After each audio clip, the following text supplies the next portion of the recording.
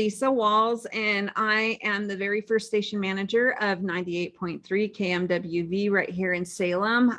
We are a branch off of Capital Community Media, which is a multimedia nonprofit organization, otherwise used to be known as CCTV, as many of you might have known. So we also operate cable TV stations and now with the radio station.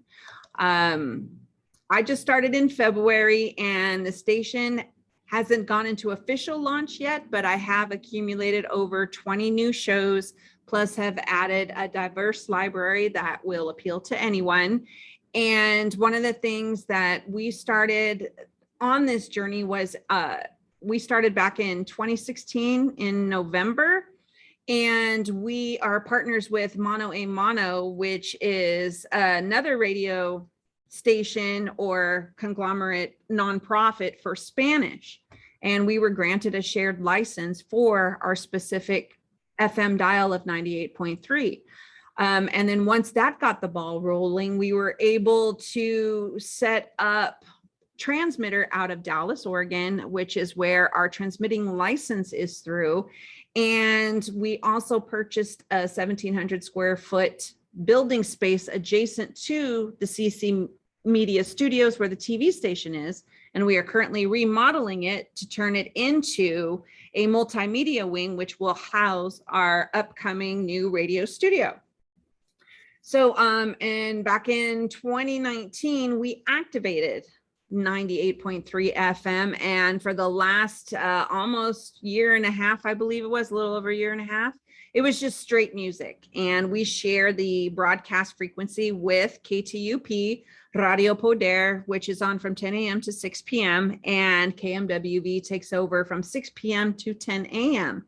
So a variety of shows between the morning drive and the evening drive. And then after 8 p.m., primarily it's music up until about 6 a.m. the next morning.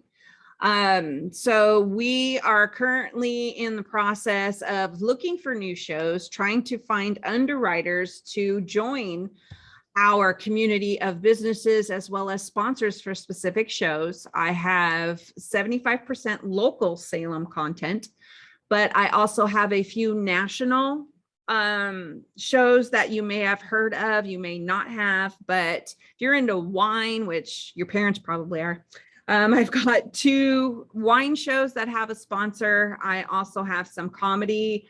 I have Dramatic Reads, which is Reimagined Radio, which is local to Vancouver, Washington. The morning, I have lots of news programs, Democracy Now!, which is a worldwide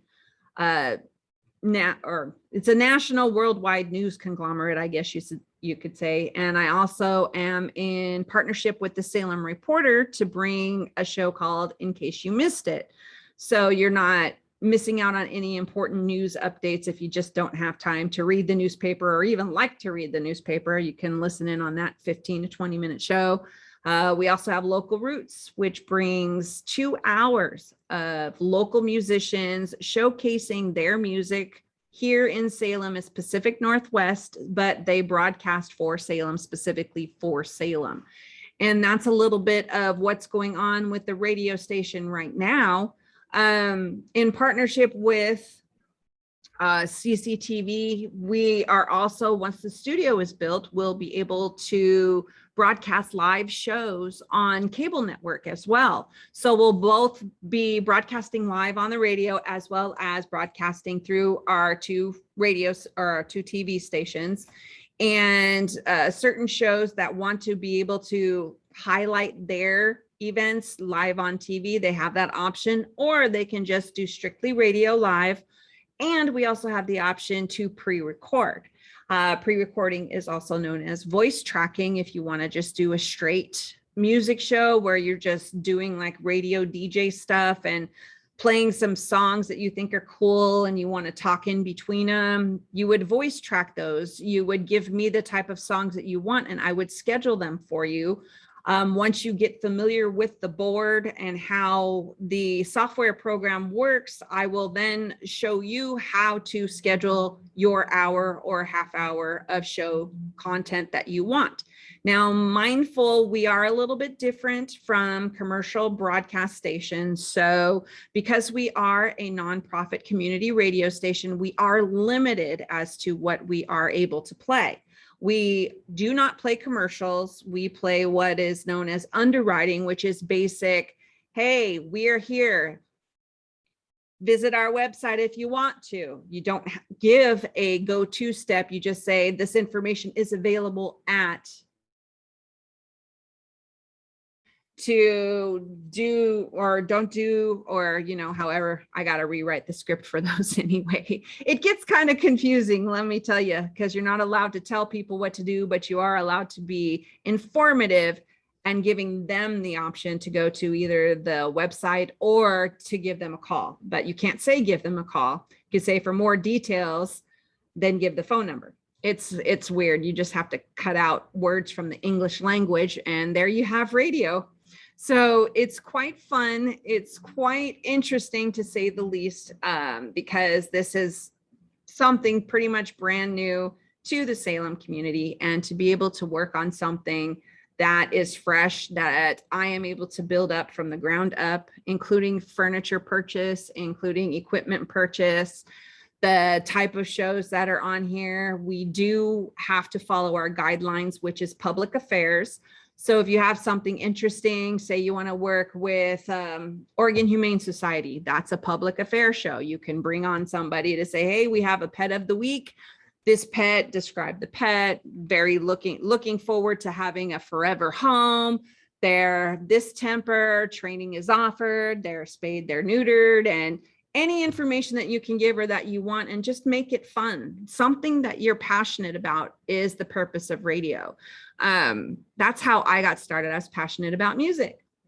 So I've been in this business for over 25 years, and my very first radio station was an alternative radio station in California. And I was there for 4 years, and I had the best time, and I interned. I did it for free. I did not get paid until 3 years in. And even then it was still limited because it was only part-time work.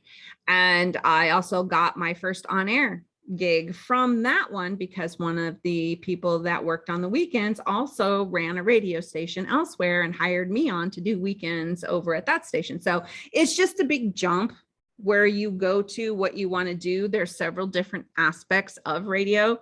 You've got promotions. Those are the ones that schedule the events, that are able to talk with businesses and say, hey, would you like to partner with us and put on a show? Or, hey, can we broadcast live this show from your platform to bring in people to your business so that we can both share in the listenership and possibly gain business from doing this? That was the fun part, because you get to meet tons of different people. And the perks are great, although, you know, I'm a little lacking there because it's just me here right now, wink, wink. So soon I'm hoping to get more people in, and then maybe we can branch out and start getting, you know, things that we can do like movie tickets, or maybe even live shows that are happening at the county fair, somewhere local, you know, possibly maybe even once a year, try somewhere big like the Moda Center or something and get tickets to a game. OSU games, you know, anywhere you want. That's the power of promotions.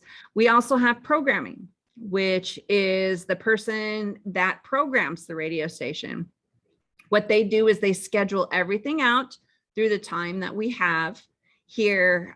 We've got 6 p.m. to 10 a.m. that we get to schedule out, put shows in, have the shows, create the music so that everything times out perfectly, so that when that next hour starts, the show for that hour will start on time, and it will continue the cycle up until 10 a.m. where KTUP takes over and they do a switch.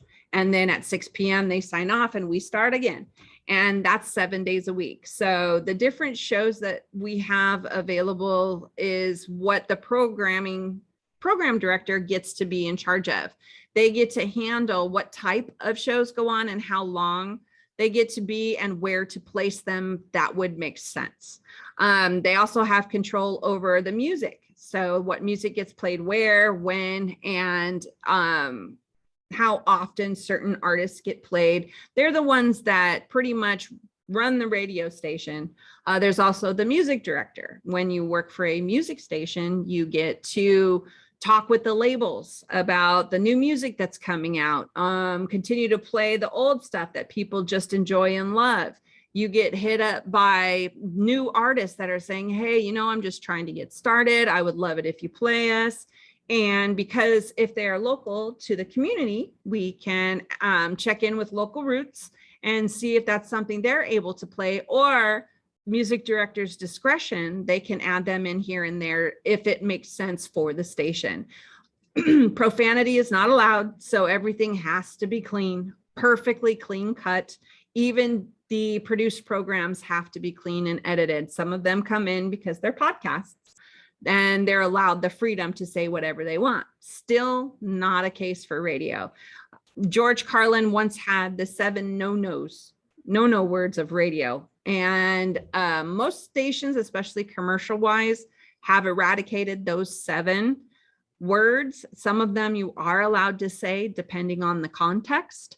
But for most part, commercial, non-commercial radio stations and community broadcast and nonprofit like NPR, public access radio, we still have to stick to those 7 no words. And I'm not going to tell you what they are, but I'm pretty sure you can guess. So it's a matter of keeping it clean. And the music director does have a say in what gets played, and whether or not it also fits with the radio station. So what they'll do is they'll find all this new music or other music or local music and submit it to the program director, who will then program it into the station. That's pretty much what's running at the radio station internally. We also, now with social media as a big part and websites and all of that, there is a social content director, social media content director, but content director is mainly what we call them. They're the ones that are in charge of updating content to the website, constantly updating Facebook, Instagram, Twitter, TikTok, if we want to do TikTok videos, any of the social media that we have going on, that person will be the one that updates everything that we do in social media, just to keep that engagement of our audience with us throughout the day, either through clicking here, checking to see what they like, what they don't like, adding polls, and just updating in general what we're currently doing here. And commercial radio has many, many, many other positions that you can have, but nonprofit and community radio, we pretty much only have the top 4. And as the radio station manager right now, I am pretty much handling 3 out of the 4. I don't do the website or the content management. 1, it's very time consuming, and 2, I'm not very good at it. So I'm waiting to find that person that wants to come in and say, hey, I want to do this for the radio station. I want to learn how to do this. I want you to know how to do it. I want you to be able to go out there and get a job and get paid to do what you love. If you love any aspect of this, this is the way to start. It doesn't matter where you're at, what you already know, what you don't know, it doesn't matter, because this is the best learning experience that you can have in radio, is to start at a nonprofit community radio station. I got lucky when living in California. My neighbor happened to be the promotions director for the radio station I interned for. So that was a lucky break for me, let me tell you. I went through school for it. He also went to the same school. He'd been in radio for a while. And then I met him and he's like, yeah, I work for this station. I'm like, oh my God, I'm at school for this. And he's like, great, we need people. And that's how that works. Things have changed since then. Interns are no longer allowed in commercial radio, but we can have them in community radio. And that's the beauty of this. It's the stepping stone to get you where you need to go. So if you're looking to be a part of the music world, you can learn how to create our show. Start there. And we can move forward. If you're ready, you think you can do 2 hours and you want to do it live, or you want to do it pre-recorded, we can turn it into something great for you to go out there and get that amazing job. And Capital Community Media is definitely the place to start. We have so many things to offer. If you're interested, you want to do the radio side and it happens to be a little slow, my TV side is always looking for people, and we're always going out and doing fun stuff. We just did Make the Music Day, and that was an amazing day. And we were able to host the bands and do the sound for that, create the stage, do promotions for it, and just do everything that the radio station is supposed to do when it comes to that type of event. We even broadcast it live on the radio as well as on TV. So, there was some hiccups here and there. And of course, some people not realizing they cannot say certain things on the radio. Those were slight minor hiccups, but thankfully those happened a little later in the night. So we don't really get dinged by the FCC really late in the night. If this is something that you're interested in, just know that KMWV's mission is to empower all people and to communicate and provide community information through our media services. And whatever you want to do, check out the website, capitalcommunitymedia.org/KMWV. That'll take you directly to the radio page. If you want, you can also check out the TV page, About Us page, and just visit the entire website. And you can also go to social media at 98.3 KMWV. We have a Facebook, that's our primary source. And I don't think we've set up an Instagram yet, but it's through CCTV or CC Radio or CC Music is where we are sharing. So give us a like, give us a follow. Let me know your thoughts. You can always email me at lisa@capitalcommunitymedia.org, and we can go from there. Awesome. Thank you, Lisa. And for the possibility of students looking to do internship or upcoming opportunities, should they email you, or what does that process look like? Yes, you would send me an email, let me know your interest in what area you're interested in so that I know specifically on where to bring you in, and just email me just a short, brief summary of what you're looking to do, what you're looking to get out of it, and what you're wanting to learn, and email it to lisa@capitalcommunitymedia.org. And then we'll set up a time to meet and chat and get to know you, and then we'll go from there.